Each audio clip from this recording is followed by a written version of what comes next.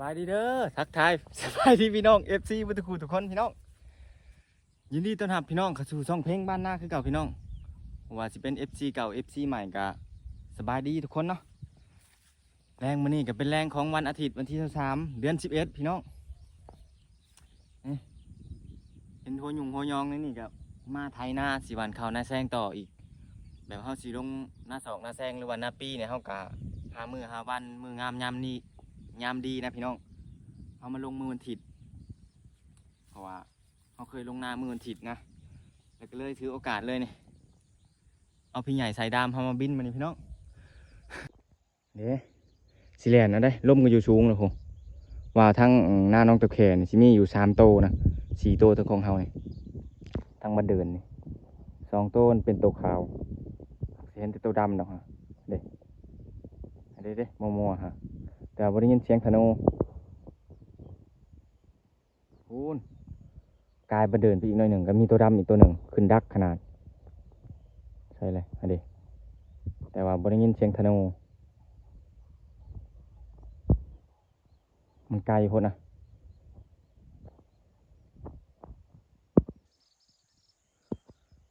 ไปเดี๋ยวเราบินกันเลย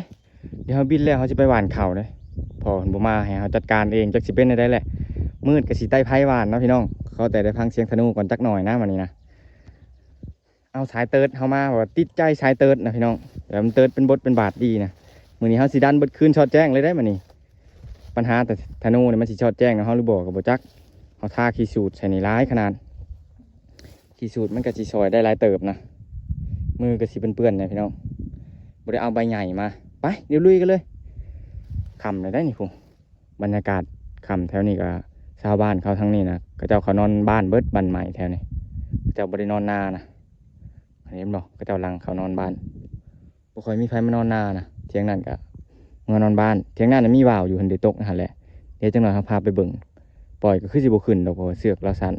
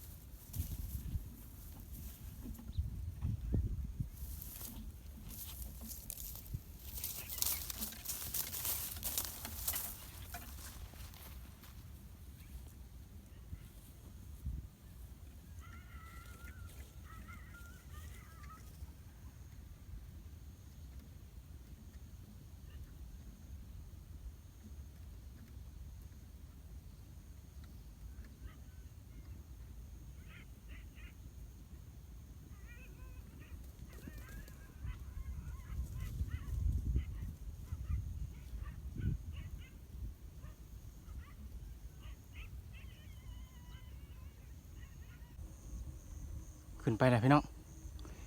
ที่นี่นะปีนธนูโบราณมันเลยโบดังนะทาขีสูตรลายอีกกระตุกเอากินอีกอะ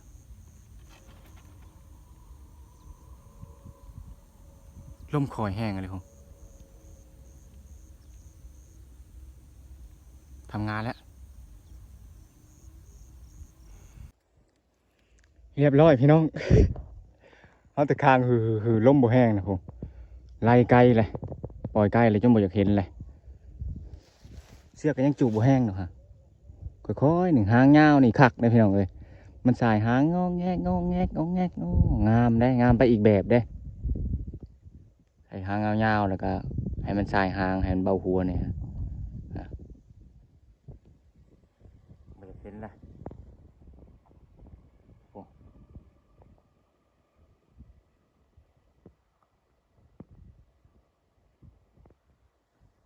มันมืดแห้งเลยนะ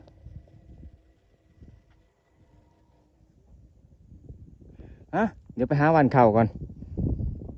น้ำก็ยังโบราณนะเขาวันเข่าเนี่ยน้ำมีน้อยนึงจุงไว้น้อยนึงนะไต่ไข่หวานเลยรุ่นนี้ เดี๋ยวไปบ้านเขาก่อนพี่น้อง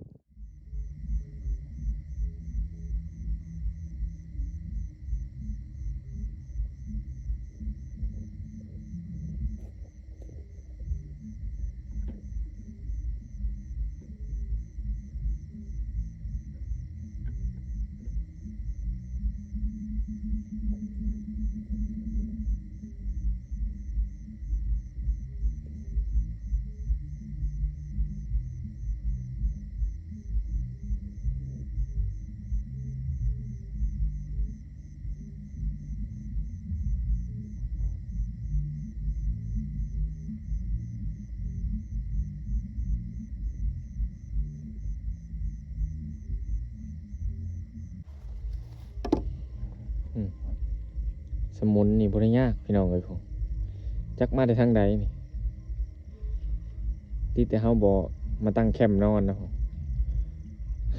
ที่เชิงผู้ใดจักได้กินข้าวได้กินน้ำหรือบ่ ตาได้สบตาพี่ปอบ โอ้ดู4 โตพุ่นน่ะพุ่นพี่อ้ายนอนอยู่พุ่นทางบ้านอันนั้นทางบ้านพุ่นม่วงน่ะจักบุญหยังแสงไฟหึมอยู่นะเนี่ยก็นอนแล้วมาอันนี้ก็มาสินอนในนี้แหละมื้อนี้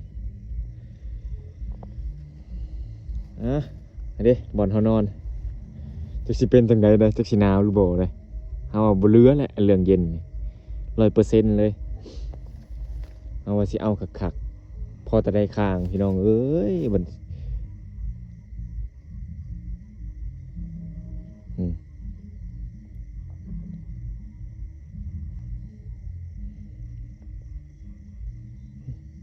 ห้ากับ8 โมงนี่ได้แต่ข้างฉันนี่แหละผูกใส่รถเลยฮะเดี๋ยวตาพังเบิ่งต้นเดึกๆพุ่นแหละสนุกก็อยากลมๆนี่แหละเพราะว่าเฮาเฮ็ดอันนั้นน่ะถึกลมอ่อนหลายมันก็บ่อยากดังถ้าถึกลมแห้งๆดังไปเลยๆเลยเฮ็ดใส่ลมแห้งลมเพิ่นบ่แห้งเดี๋ยวนอนกับพี่น้องทดสอบบ่นอนคืนแรก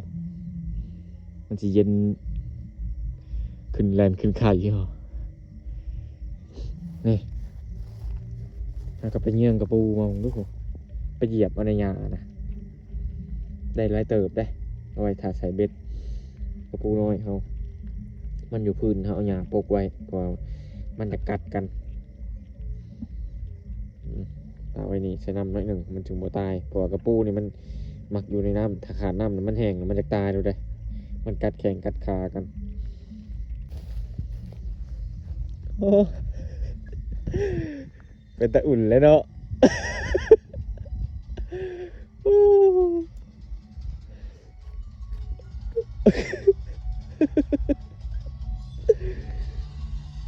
ได้เรื่องเนาะพี่ไอเห็ดนี่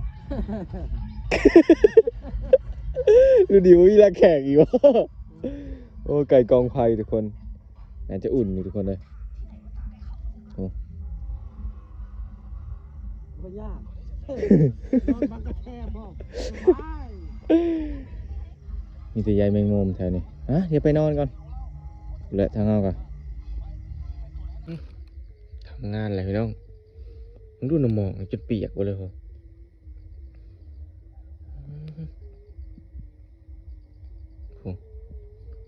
เอาปอผ่าว่าในเช็ดมันเปียกเบิดแถวมึงเสือเขาเลยเปียกไปเลยผม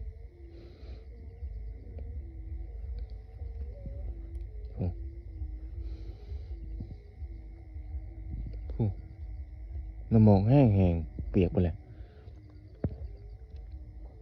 4 โมงเลย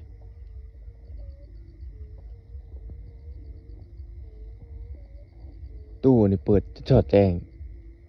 ยังบ่ปิดอยู่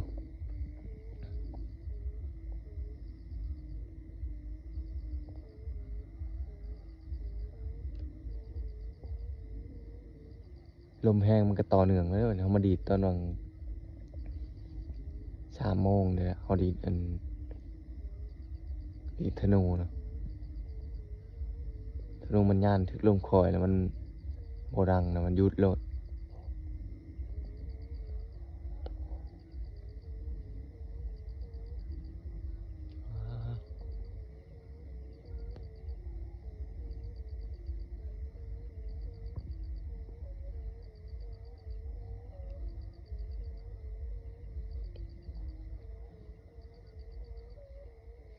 ดูหมอกถึกดอกไผ่จนหมอกหมดเลยแดดเป็นแดดได้ขนาดหมอกตกแห้งเลยมัน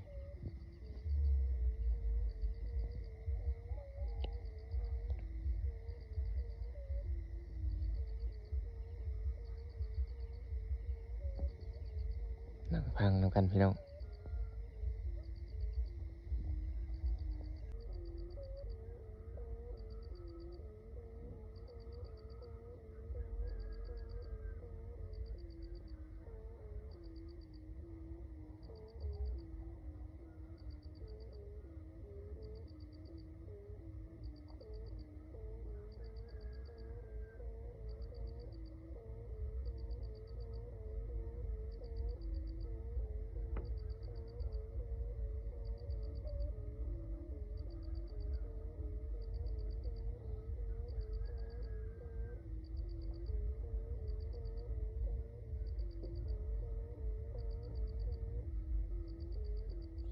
สบายดียามเช้าพี่น้องกาดทักทายสบายดีกับบรรยากาศนะเช้าไปดูน้ำหมอกตกคือคนปนัน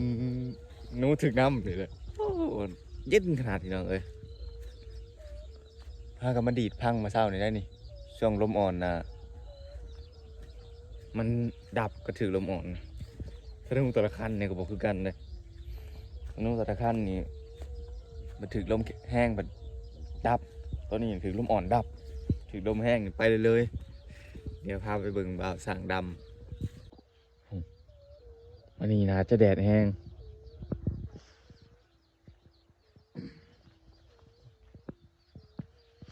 เสือกสางดำนี่พุ่นแหละก็ค้ามันนะพุ่นแหละ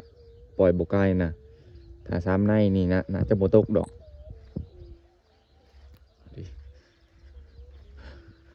เป็นบ่าวอันนั้นเลยบ่าวสางดำ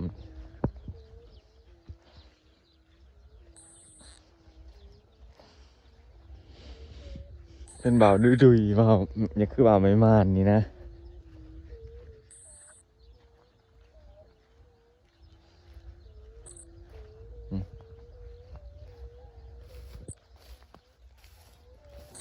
ธนูแล้วนี่แล้วนั่นเลยหัวมันนี่เราเอาอันขี้ผึ้งเลยอยู่เฉยอยู่ถ้าเอาติดไปอยู่เนี่ยสินนี่เป็นหางนี่เป็นสินนะเอาพิษนาวแห้งนะจุดฉันก็สั่งดำเที่ยงอยู่ได้ธนูแล้วเนี่ยมันได้ขั้นใหญ่ดอกแต่ว่ากระดังได้เรื่องอย่างดูน้ำหมอกนะ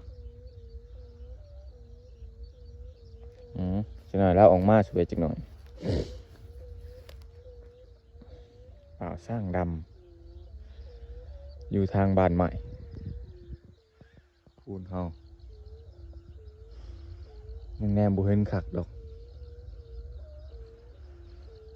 ทางบันเดินเลยเห็นตัวหนึ่งโอ้สอง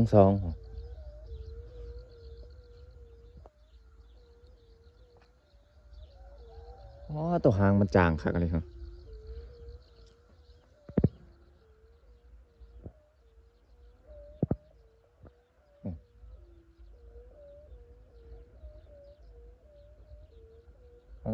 โธ่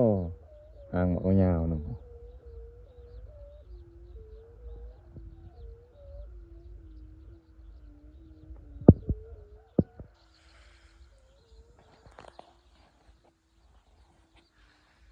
อย่างไปรถกันแล้วแจ้งเลยยังหนาวอยู่เลยแบบมันเย็นๆนะจะมาหนาวกับหนาวนะ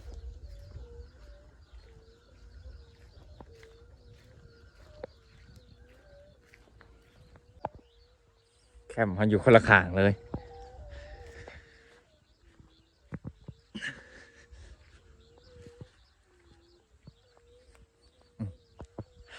ท่านั้นก็กินกาแฟได้ทั้งนั้นจังนั้นจังไปเนาะ จะน่าจะไปเนาะน่าจะหันแล้ว